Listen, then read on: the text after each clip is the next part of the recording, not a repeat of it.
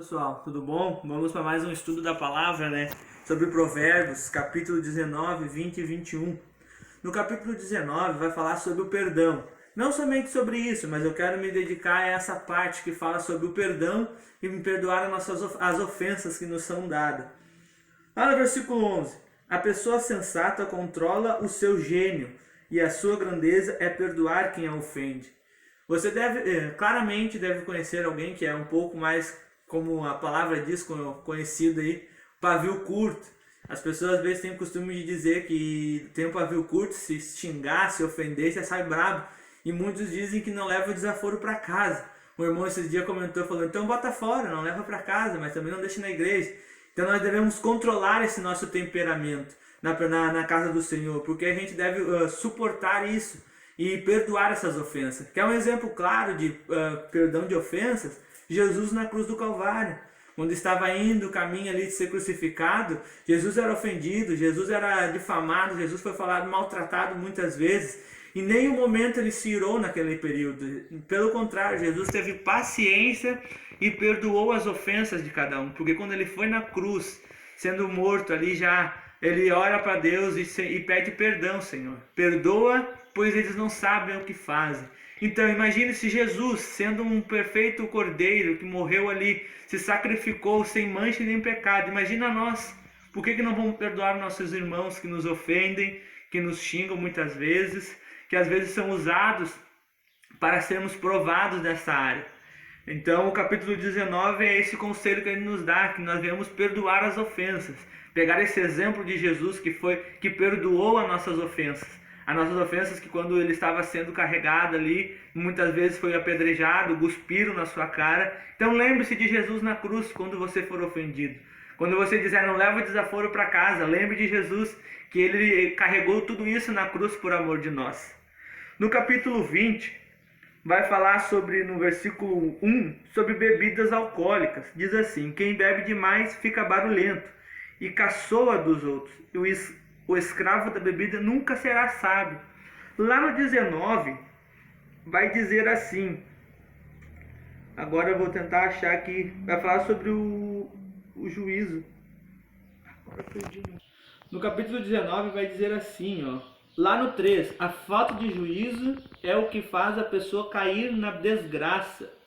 No entanto, ela põe a culpa em Deus, o Senhor. Então você pode entender, que quando se excede na bebida alcoólica, ou seja, é bom nem entrar nessa área, nem beba, não se embriague com isso, porque a palavra do Senhor nos ensina, que a gente perde o juízo e põe a culpa em Deus quando acontece a desgraça. Que desgraça é essa?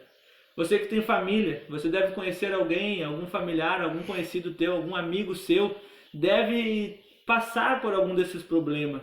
E você vai encontrar, vai ver isso, que a bebida vai destruindo aos poucos a família daquela pessoa. Vai se desgraçando os filhos, vão pegando exemplo do pai, o marido briga muito com a esposa, tem contenda dentro do lar, perde o juízo. A bebida faz assim, a pessoa fica barulhenta, faz barulho por tudo, incomoda, irrita as pessoas. Então o problema da bebida é isso.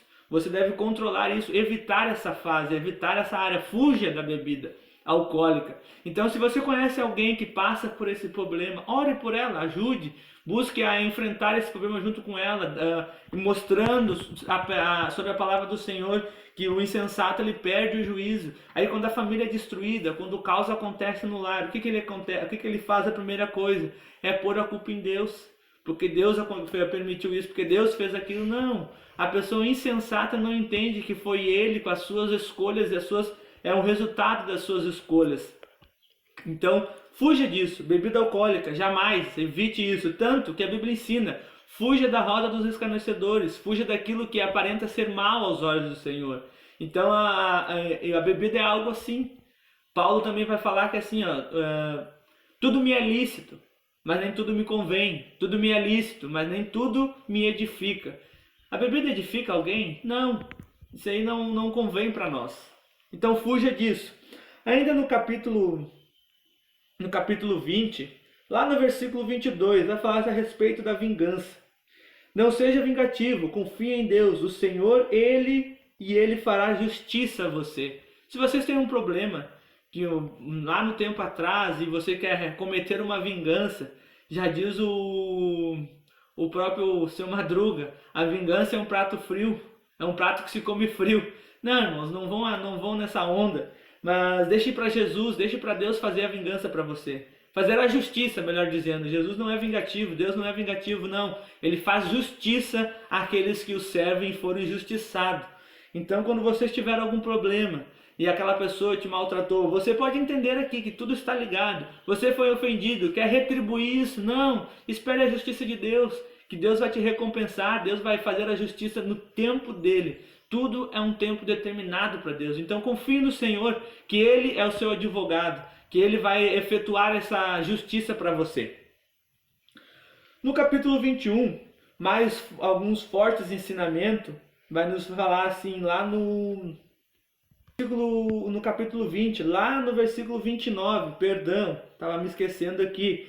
A beleza dos jovens está na sua força.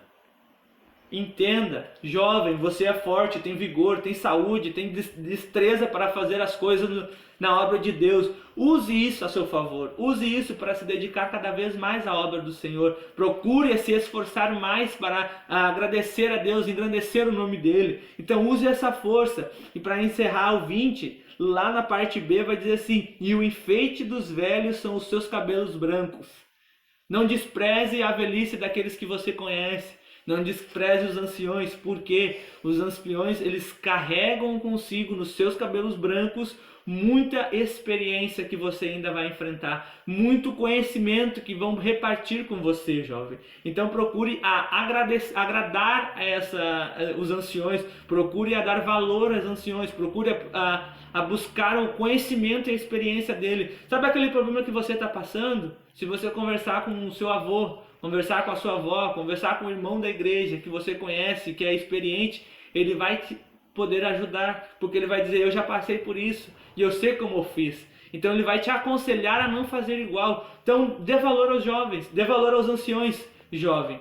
Procure a se dedicar na obra do Senhor com força, virtude, porque eles não têm mais a força que tinham antes, mas têm a experiência que vocês precisam, têm a sabedoria que vocês precisam. Então une isso juntos e vamos fazer a obra do Senhor. Agora, no capítulo 21, vai nos dizer que sobre a culpa, lá no versículo 8, o culpado segue caminhos errados, mas o inocente faz o que é direito. O que devemos fazer com a culpa que nós carregamos? Devemos deixá-la guardada? Deixamos deixar aprisionado para ninguém saber? Não. Corra aos pés do Senhor.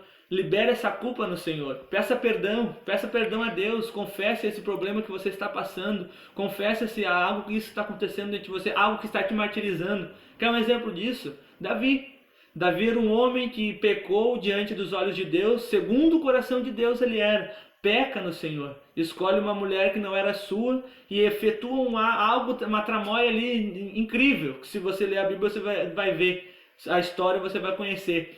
Então Davi ele pega e aquilo começa a se remoendo dentro dele, ele começa a carregar aquela culpa dentro dele, não tem mais solução para os seus problemas, porque o profeta Naamã vem até ele e diz, a respeito, você conhece a profecia e a história. Então o que Davi faz? Ele se joga aos pés da cruz, se joga aos pés do Senhor, rasga suas vestes e libera aquela culpa, libera aquilo e confessa a Deus. E a história você conhece, Deus perdoou ele e restituiu de volta as coisas para ele. Então libere essa culpa, libere isso dentro de você, não fique com isso se martirizando.